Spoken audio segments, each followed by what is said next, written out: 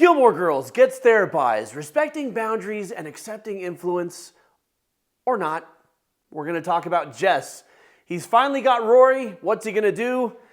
He's going to Jess it up. He's going to Jess it all right the F up. Mended light.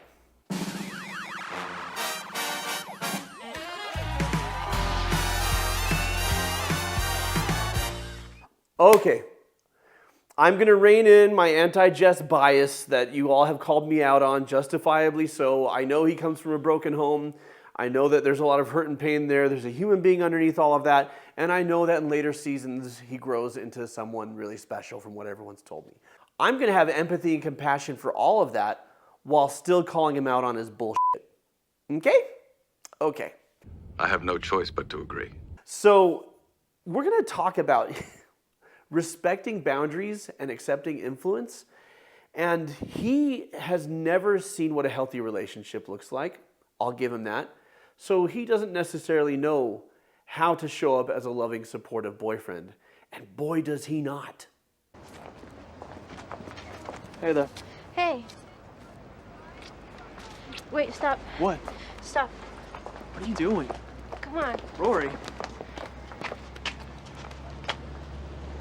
What was that? That was a kiss. What's with the relocation before the kiss? It's too early. Too early? Too early for what? For kissing like that. What's the rule? No kissing before noon? No. It's too early to do this here. Where, in the street? The street, with people watching. What people? In front of Dosies. Ah, thosies. We shouldn't flaunt it. But I want to flaunt it. It doesn't feel right. He's a big boy, Rory. I know. It's not the first time a couple's broken up. It is for us. This is insane. Please, let's not flaunt it. Please? For how long? Until it's comfortable. Before we're on Social Security? I promise. We can kiss secretly. Yeah, or we could wear Three Stooges masks all the time. That way no one will know who we are. I can be Curly. I'll be Mo. Probably too silly. Yeah, probably. This will get better. Over time, I promise. But until then, let's just play it cool. Hey, I'm Frank at the Sands. That's cool. Okay, so the girl he was with before, they sucked face all over town, all the time. Get a room! And that's just Jess's style. And he says, I want to flaunt it. That is a warning bell for me. Having a girl is a status symbol. And everybody seeing us make out lets them know how sexy I am and how cool I am and look who I won. I look, and this may be a personal bias. I have nothing against public displays of affection when it comes to holding hands or pecks hello and goodbye. I mean, I think people should be able to live, right? But a certain level of passion, especially for an extended period of time, it's not really respectful of the people around you. That's especially been my experience at amusement parks.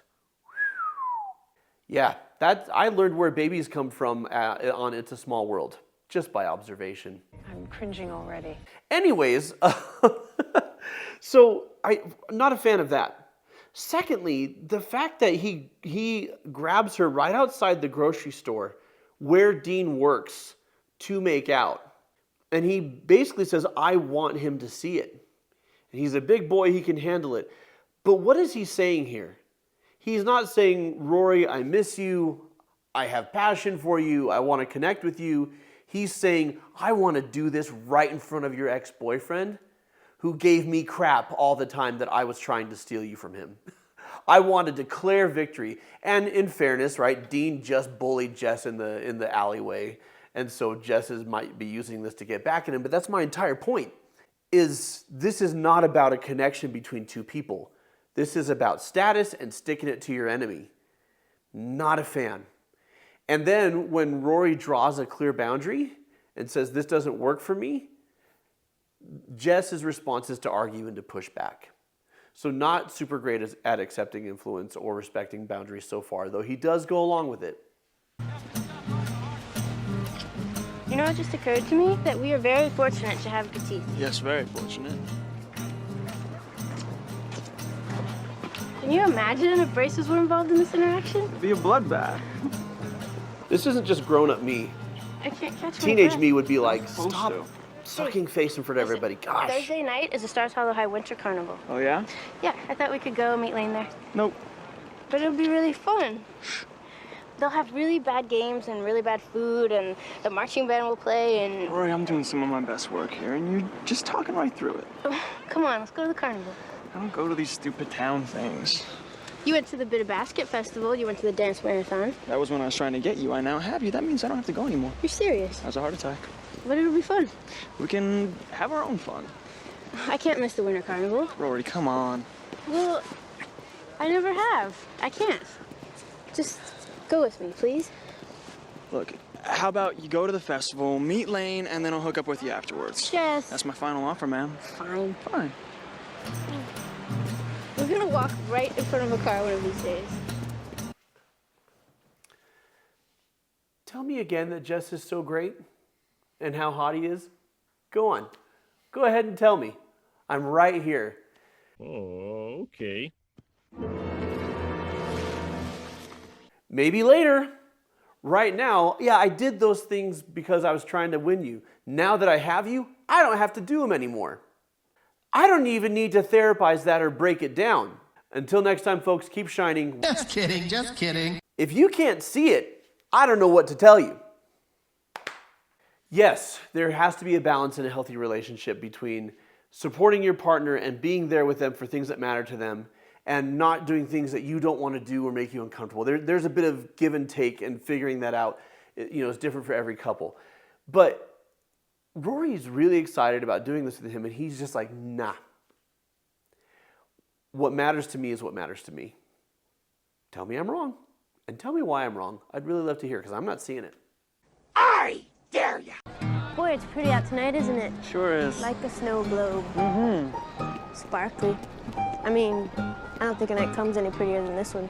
And if you take a really pretty night and add a corn dog, I'm not going to that carnival with you. why not? I will be in front of Miss Patty's at 9 as promised. You are stubborn and impossible. I'll see you at 9. Rory! Clara, hi! I haven't seen you in Dean's forever. little sister Longer than and Dean. forever. She got away from me. By a stronger leash. She got away from me again. And Jess says something about putting her on a leash or having a tighter leash or whatever. But this is not friendly banter between friends. Now, I get it. If Jess is going to be a jerk to Dean, I respect that because Dean's kind of been a jerk to Jess, and at this point, they're going back and forth. I'm not saying it's right. I'm saying I understand it, right? But now Jess is going to lash out at Dean's little sister, who's just a little kid. And Rory still thinks this Jess guy's pretty sexy. Okay. She always tells me I'm gonna be rich and famous. She tells everybody that they're going to be rich and famous. Who are you? No one. Yes, you are. No, I'm not. That's Jess. Jess, this is Clara. Are you guys going to the carnival? I'm going. Jess isn't. Why not? He has things to do. Then you can go with me and Dean, right? Oh, well, I'm going what? to the carnival. I'm going to the carnival. I thought you had things to do. Well, I don't. Rory just said you had things to do. Hey, Tattoo, just look for the plane, will ya? What? Jess, you don't have to go. We can meet later, like you said. What? No. Come on, how many chances does a guy have to go to a Stars Hollow High Winter Carnival, right? Right. Okay, then. Let's go. To the carnival. Just want to point out my theory here that Jess is interested in Rory. He is. They have a lot in common. He finds her attractive, fun to talk to, interesting, smart. They like the same books. Absolutely. He does not know how to handle his jealousy or his annoyance in a constructive way. Equally important, and this is something to keep in mind when you're dating. In his book, How to Avoid Falling in Love with a Jerk, Dr. John Van Epp talks about actions and attitudes of conscience and makes the argument that a strong conscience is the sexiest character trait. And how you can check that in someone you're dating is to watch how they treat other people. Because they may treat you great and love bomb you and be very physically and verbally affectionate, but if they mistreat others, this is not a circumstance of, well, you're bringing out the best in them and that's why they treat you so well. No, how they treat others, that is their true colors, and it is how they're going to treat you. And Jess is being a jerk to a little girl just because she's energetic and talkative. Will Jess grow into a better person? By all accounts, he will. And I truly look forward to seeing it. But let's not pretend that he's ideal right now and that he's super boyfriend material, because he's not. Is Jess your real name? Yes. Do you like it? It's fine. Would you rather be named Bill? No. Frank? No. Mike? No. Bob? No. Ed? Does this belong to you? Does this belong to you? Yes. Will you go get me a snow cone? Absolutely. Go stand in the middle of the street and wait for me. I'll be right back. Go stand in the middle of the street and wait for me. I'll be right back. This is not cool. This is not bad boy. This is somebody who doesn't know yet how to be a decent human being. And here's the lesson. You can see somebody that you're interested in that has that magnetism that you're drawn to. You can see that. And you can see they come from a rough background or a tough home life and they never learned how to love. And you can see all of that and have compassion for the person and see the human being underneath. This does not mean this is a person that you are going to have a healthy relationship with. This does not mean that this is a person that through your love and compassion, you are going to change them and bring out the best in them. When it comes to dating, when it comes to marriage, you are not, well, you can do whatever you want. My advice, don't look for a fixer-upper, okay? It's not your job. Yes, we all have rough edges. Yes, we all have things to work on. But when you have major weaknesses that haven't been worked through yet, like dishonesty, like manipulation, like being rude and cruel and selfish, that's not someone to be with. Maybe later in their journey, okay? Again, I believe people can change. It's the whole reason I'm a therapist. And I have certainly experienced that growth in my life where I look back and I'm like, man, I really handled that like a jerk. Man, I wouldn't recommend that someone date me back at that point in my life. Like, absolutely. So I'm not saying Jess is trash. I'm saying right now, he's not it. What are your thoughts on Jess and how he's showing up as a boyfriend now that he's worked so hard to get Rory and to win her affections? Am I being too hard on him? If your answer is yes, I want you to back it up. Okay, I'll read it. I'll learn from it, but back it up. And if your answer is no, then go ahead and tell me why I'm right. Am I right or am I right or am I right? Right. Since you're enjoying these Gilmore Girls videos, I invite you to check out the very first one where I react raw to the series before I'd ever seen it.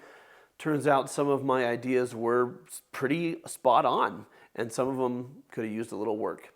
Until next time, folks, keep shining. We need your light.